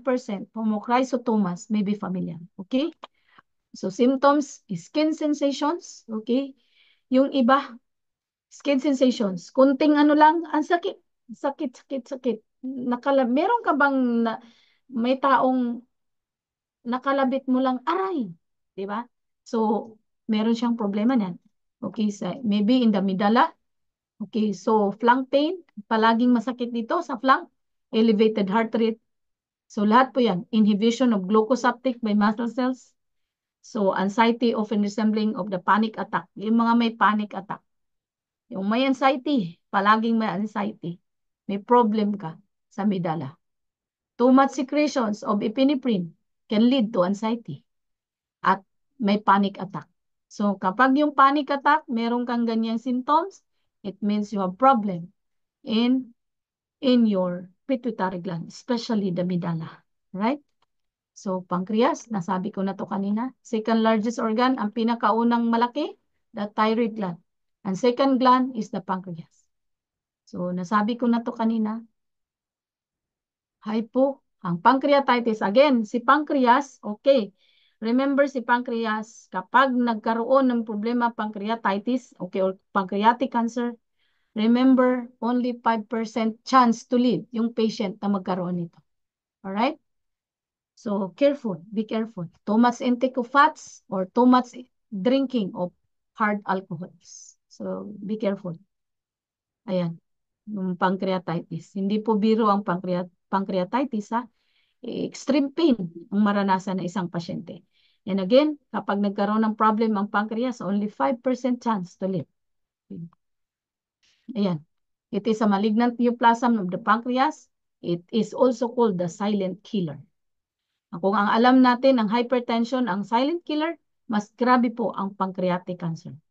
Caused by variety of reasons. Adenocarcinoma, adenosquamous carcinoma. So, excruciating pain ang maranasan ng isang pasyente. So, anong gagawin natin? Bawasan ang too much intake of fats and too much intake of hard alcohol. Okay? So, sa ovary, ito yung LH and FSH, the luteinizing hormone and follicle stimulating hormones responsible for the menstrual cycles of a woman. Okay. So, ingatan natin yon kapag nagkaroon ng imbalance, might develop sobrang taas ng mga hormones, progesterone from the food intake. Okay, magkawindang-windang ang luteinizing hormones and the follicle stimulating hormones because of too much estrogen intake from the food. That's why nagdi-develop ng mga PCOS. Hindi ma-stimulate, leading to infertility. Kaya hindi mabubuntis. Alright? So, ano pa ba? Amenorrhea, absence of menstrual period of a woman. Okay. Hypogonadism sa babae. Ito, this is caused by low levels of estrogen. Okay. So, ito yung mga symptoms.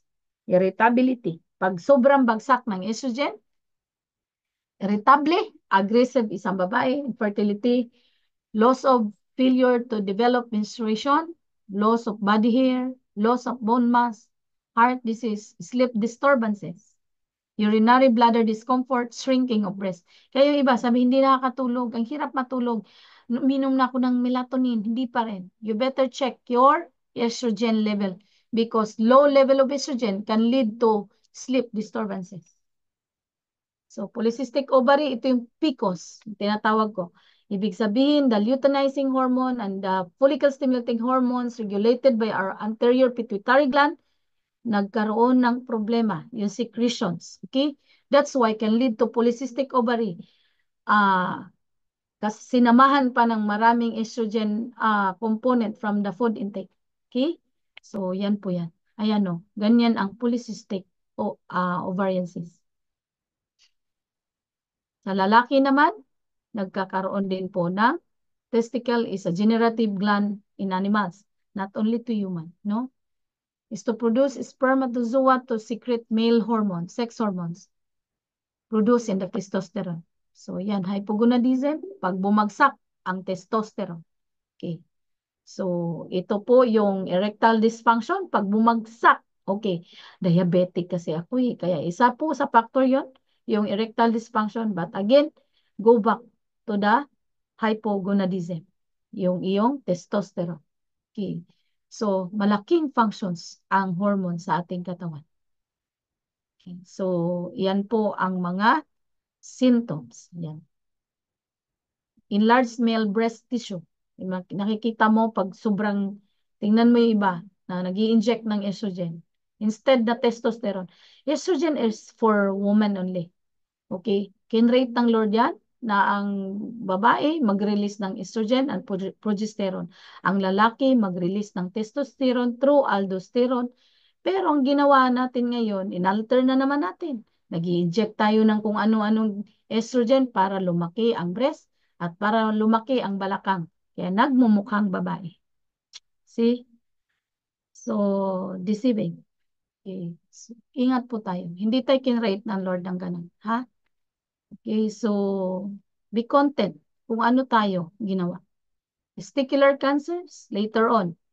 Why? Bakit magkaroon ng testicular cancers? Especially those who are undergo injections of estrogen. Why? The testicle don't recognize the estrogen. Too much estrogen injections might lead to testicular cancers. Why? Hindi niya kaya yan. Hindi niya trabaho yan. So, ang problema, magkakaroon siya ng inflammations and that can lead to testicular tumors. Okay? Hindi niya trabaho yan. Yung pag-regulate ng estrogen. So, ngayon, nag-i-enjoy ka, katawan mo, nagmumukhang babae. But later on, you face the reward. Okay? Get ready to face the reward. Okay? Get ready to reap the rewards. Human body is made in such a way that it got functions accurately. Okay?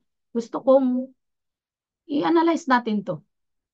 Our human body is made in such a way that it functions accurately, but still minor or major alterations can lead to disastrous lifelong deformities. Okay? Paki-screenshot po ito. Human body is made in such a way that functions accurately. Ito yung sinasabi ko, paalala. Huwag nating i-alter ito ng kung ano-ano mang mga naririnig natin na, ay, okay yan, okay yan, okay yan. Through experimentations. Inom ka ng inom ng kung ano-ano. Hindi naman kailangan. Remember, this is designed to function accurately. But due to the lack of knowledge, kung ano-anong ginawa nating basurang pinapasok. And then later on, pag may sakit ka na, huwag kang magnisi ng iba. Ikaw may kagagawan yan. Many of the diseases are genetically transmitted. So it is important to know. Okay? Hindi pwedeng sabihin nating trend kasi yan ngayon. No. It is important to know about these diseases as it will help us in the future to find better measures against them. Napakahirap po pagdating sa endocrine gland. Hindi natin kayang i-replace yung natural hormones na nire-release nila on its own to functions accurately. But what we did, mahilig po tayo mag-alter. So, wala tayong magagawa pagdating ng panahon. Again, I hope na may natutunan kayo about endocrine glands. Hormones is napakalalim. Hindi magpa-functions lahat ng system ng katawan. Hindi magpa-functions ang lahat ng organs sa katawan. And yung thyroid, yung kidney, yung adrenal, yung liver, they are coordinating each other. Nagtutulong-tulong sila. Paano ba natin mapa-function sa mais? Uy, kailangan kita. Di ba ganun din tayo? If there are certain tasks that we cannot perform, we need somebody. And that somebody, makukuha natin dun sa isang tao. The same thing in our human body system. Pag hindi kaya ng liver mo, oops, teka lang, kidney, kailangan kita. Kailangan ko yung hormones mo dahil prerequisite ko yan. Oops, teka lang, pancreas, kailangan kita. Dahil yung nire-release mo, nire-regulate ko yan.